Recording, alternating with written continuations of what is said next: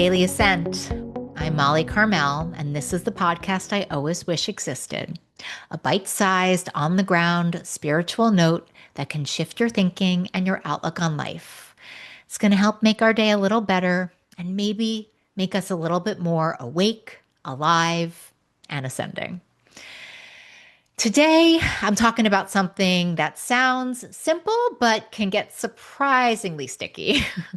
What happens when love gets tangled up with our ego? Those moments where someone we adore does something that shouldn't sting, but it does. And that was me recently. Well, if I'm honest, that was me all the time. Just kidding. Getting caught between devotion and pride and that very human fear, I hope, of being left out.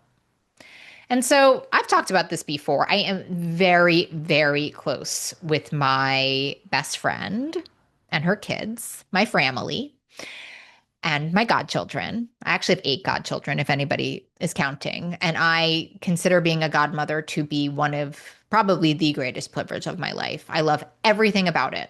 I love the bedtime snuggles. I love the walk-in together. I love the phone calls. I love the Snapchat relationships. I love the inside jokes, top to bottom. And so my best friend mentioned that her and her husband were going to Australia for a week and, asked if I could come and stay with the kids. And so I just kind of assumed that I'd be doing that because that's what we do. It's a wonderful part of our relationship. And they live an hour away. And every time they travel internationally, I'm usually the one who steps in because I feel so privileged that I get to be there in case of emergency. They're a steady person. And the truth about this particular trip was I didn't actually have time to do it. I was traveling the week after. I've had a ton of work to do. And so I was really going to move mountains to do this for her. And so we were on the phone and I said, am I coming to watch the kids when you guys go to Australia? And she said, oh, actually, one of the babysitters offered to stay with them this time. And she said it was so much love. But in that instant, I froze. I froze. My body tightened, my chest dropped, my stomach started to twist. I had big sirens going off. And I was like, wait, did I do something wrong? Is everything okay? And bless this girl. I mean, bless her. We've been together a long time.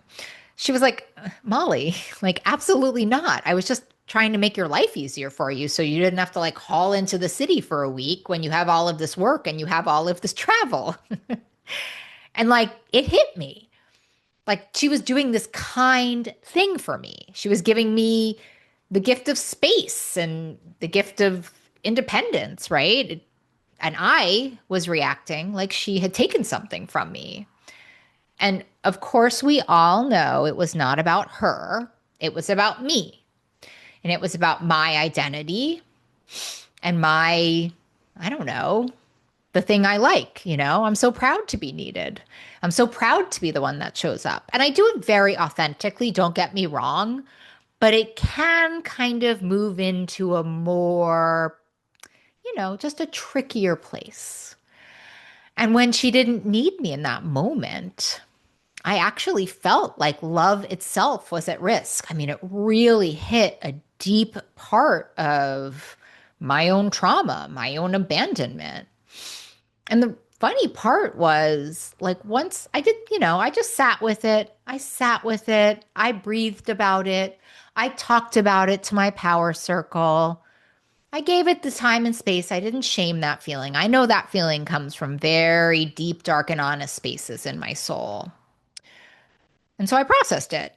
And I'm sure once I came around, I realized that she was giving me exactly what I wanted. I just didn't know how to ask for it. I was so scared of not being included and not being prioritized that I couldn't have admitted that taking a break and, having that not be my responsibility was actually going to be really helpful to me. And just to let you know, I'm still working on it too. I did say to her okay, but promise that you won't do this all the time, just some of the time. And she She's amazing. She's like, count on it. And I'm like watching them the weekend after. So no worries on that. We just giggled, right? Because it's so true. Finding that middle path between being a savior and just being someone who deeply loves, I mean, that's my real work. I don't know about you. Finding the middle path in everything is the challenge. And there's a great pocket sage reading on this. I know we talked about this reader yesterday, but I just want to talk about it again. It's such a good reader. Karen Casey, she just showed up for us. Each day is a new beginning. Are you ready?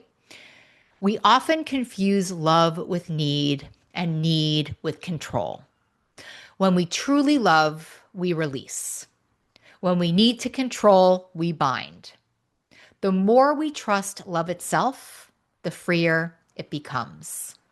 I don't know about you, I need that one again. Even if you're in the front row, I need this one again.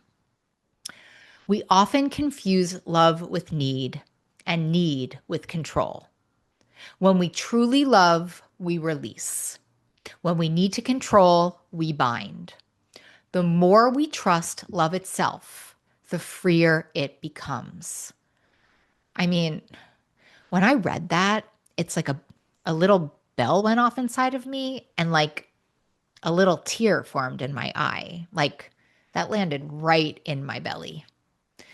It's such a gorgeous reminder that love doesn't have to be gripped. You don't have to be super gluing yourself to a situation for it to be real. And that love isn't measured by how many times we show up or fix or rescue. I mean, I need this reminder often.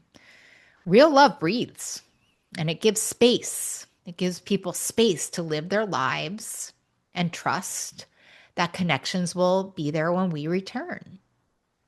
And that moment with my best friend taught me that love and attachment can look almost identical until there's a little pointer outer that explains the difference.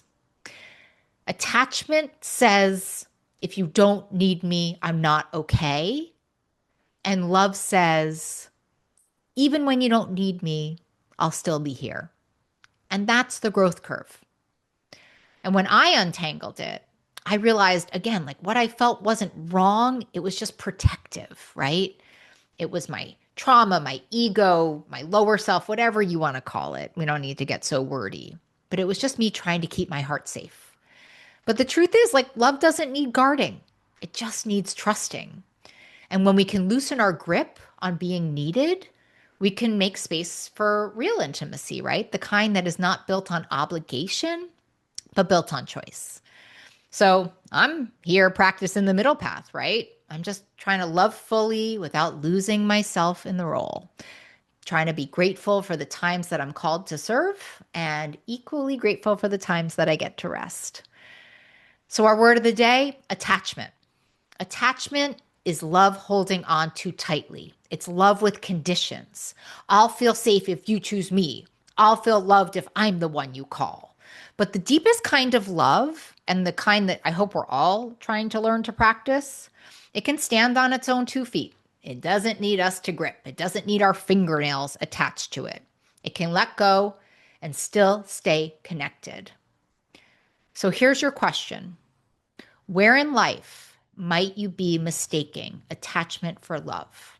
And what would it look like to take your fingernails out and open your hands, even a little bit?